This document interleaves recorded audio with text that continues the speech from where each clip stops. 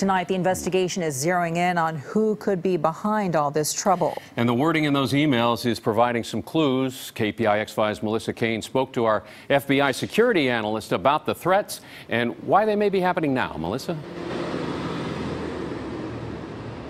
Yeah, we're here at the San Francisco Fire Credit Union. It's one of many places that received that bomb threat email today. And as you said, it is right across the street from the Jewish Community Center, which evacuated completely today. So there was a lot of activity for several hours right here. And so we asked our security expert who would want to cause all this panic.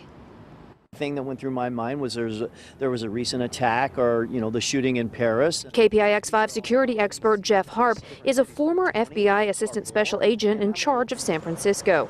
He says law enforcement is already on high alert during the holidays because that's when people in Western countries gather together. Typically around Christmas, there's always been, threat briefings around the holidays, but we've had several incidents occur, Pier 39, the Christmas Day bomber up in Portland. I mean, all these things have happened. He says all the threats have to be taken seriously. Even ones that are hoaxes can be used to lure first responders to a place where they can face real danger. Eric Rudolph used that tactic.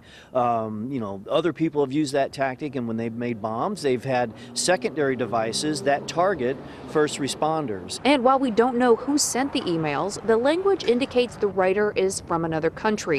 For example, one email says, if you are late with the payment, explosive will detonate. It's more than likely, from what I've seen, is something that's been developed overseas. But Harp says they're probably not ISIS or Al-Qaeda because the emails demand $20,000 in Bitcoin, and that's not something that Islamic extremists often do.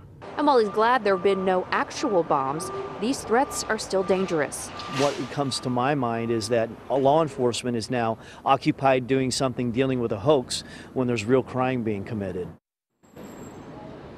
Now, Harp says that whoever sent these emails would, of course, be subject to a number of criminal penalties, but they could also be sued in civil court and be forced to repay law enforcement agencies for all the time their officers have had to spend chasing down and investigating these hoax threats. Alan?